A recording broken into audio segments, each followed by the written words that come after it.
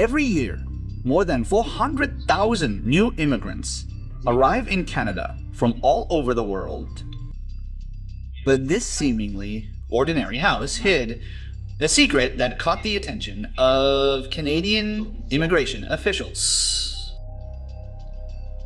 This house suddenly became home to dozens of new immigrants, all from China. In just 8 months, 40 new Chinese immigrants had arrived in Canada, supposedly living at this very address. Canadian immigration officials soon discovered the same pattern at other homes in Calgary, Edmonton, and Richmond, British Columbia. Falla.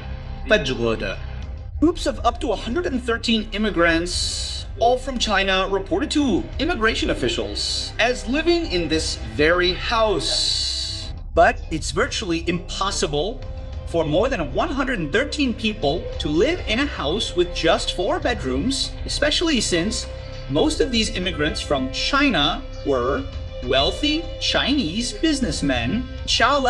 So when Canadian immigration officials discovered this, they immediately notified Canada Border Services Agency officials.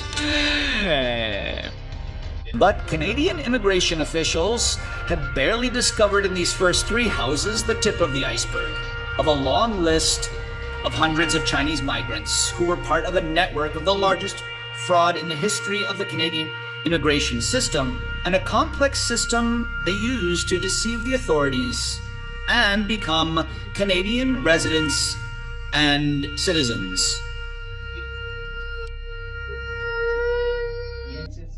Based on lies, Xiaoqing Lee is one of more than 1,000 residents originally from China under investigation for lying to the Canadian government to obtain permanent residency. In 2019, Lin had his legal status in the country revoked and received a deportation order prohibiting him from re-entering Canada.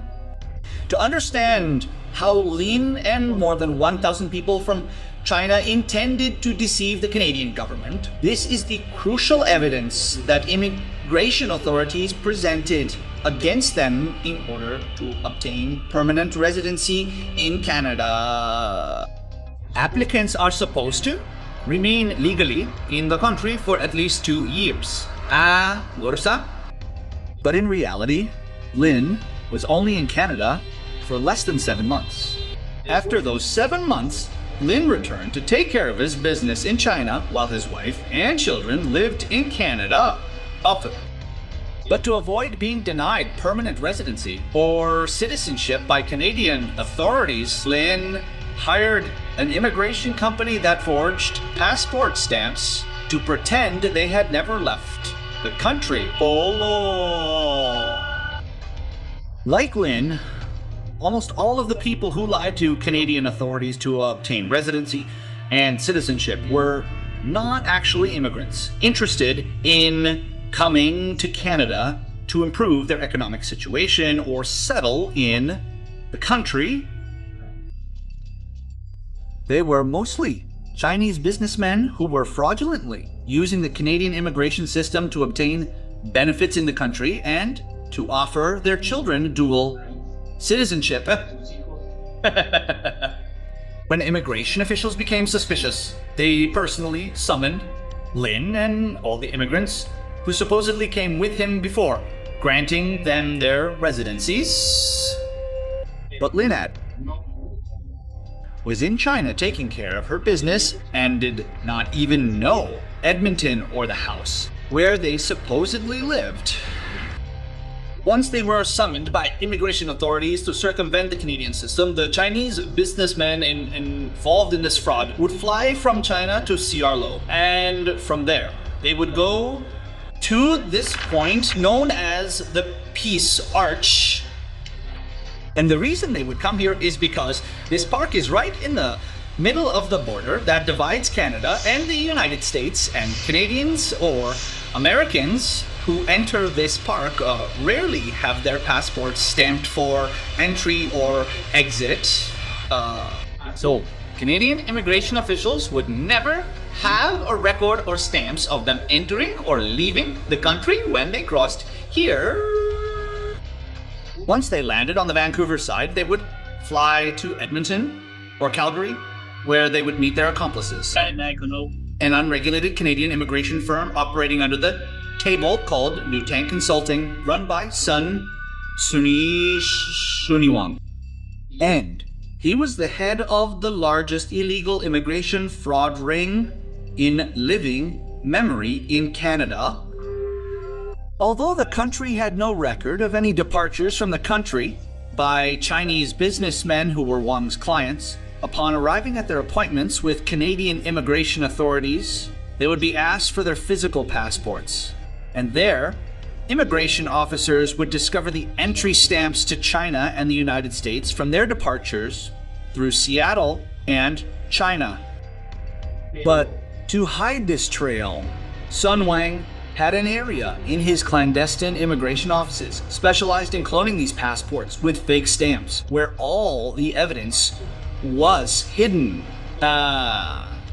After their passports were cloned, the Chinese businessmen and their families were taken on a tour of the neighborhood where they supposedly claimed to live.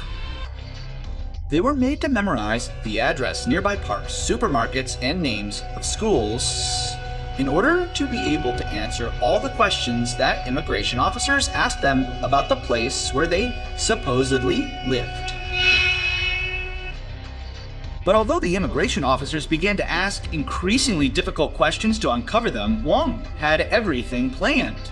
Fully planned. When then Chinese business people faced immigration officers, they would pretend not to understand the questions asked in English and would use a Mandarin or Cantonese translator provided by New Consulting. But in reality, it wasn't a Chinese to English translator. It was an immigration consultant who would always give the immigration officer the correct answers no matter how much Chinese they spoke. Wang also offered his clients fake jobs with fake underground companies to make it appear as if they were actually living in Canada and making a living working here. That's exactly what Chinese millionaire businesswoman Xiaoqing Lee did to obtain permanent residency in Canada while living in China. With this fake job offer, which supposedly paid her a modest salary, millionaire Xiaoqing Lee pretended to be a low-income person in Canada in order to also obtain tax benefits and even receive incentives from the Canadian government while running her companies in China. That Canadian Border Services officers also became suspicious of the way Lee allegedly made a modest living while owning an $8 million plus mansion in Werribee, West Vancouver.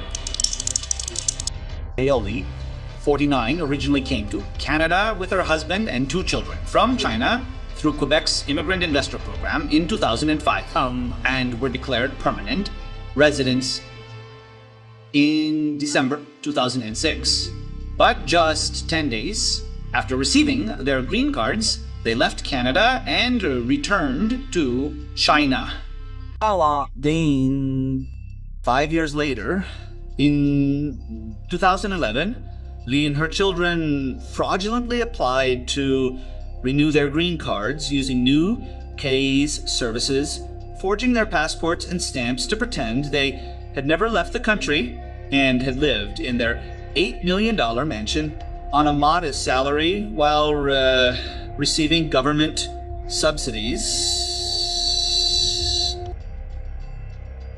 Lee knew that when she applied to renew her permanent residency in 2011, she did not have enough time in the country to meet residency requirements, but with the help of Nuki Migration, they cloned her passports to hide the fact that she had actually been living in China during that entire time.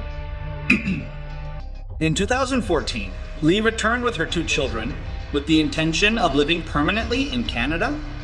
Meanwhile, Lee's husband, a senior partner at a large Chinese law firm, had renounced his permanent resident status in 2005, making Lee and her two children what is often described as a satellite family. But they were finally discovered in April 2016 when Lee was returning from China to Canada through the Peace Arch in Cyr, when she was stopped by suspicious Canadian immigration officers. Upon questioning, Lee began to contradict herself and eventually accepted that she was from China and not the United States when they asked her for her original passport and had no choice but to surrender it. Immigration officers discovered the Chinese stamps that Lee had been hiding for many years while supposedly living in Canada. In order to avoid further prosecution against her and to not part with her properties in Canada in total, they exceeded more than $10 million in Canadian assets. Lee testified against Wong and the new consultant immigration shell office. But Lee was still deported from the country. Once Lee testified before the immigration board, the eyes of the officers focused on Zhou Sun and her company News Consulting. In the following months, Canadian Border Services officers closely followed Sun Sun's steps to obtain a search warrant at her offices and home. And what they found was truly shocking. But before we continue, if you like our content, support us by subscribing to the channel so that you don't miss any of our videos and more people can see them.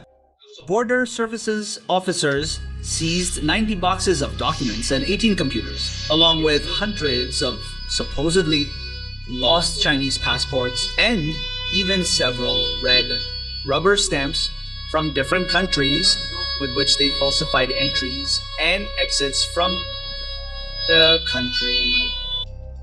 More than 12 terabytes of information involving a network of more than 100 Chinese businessmen who had used Wong's services to immigrate to Canada.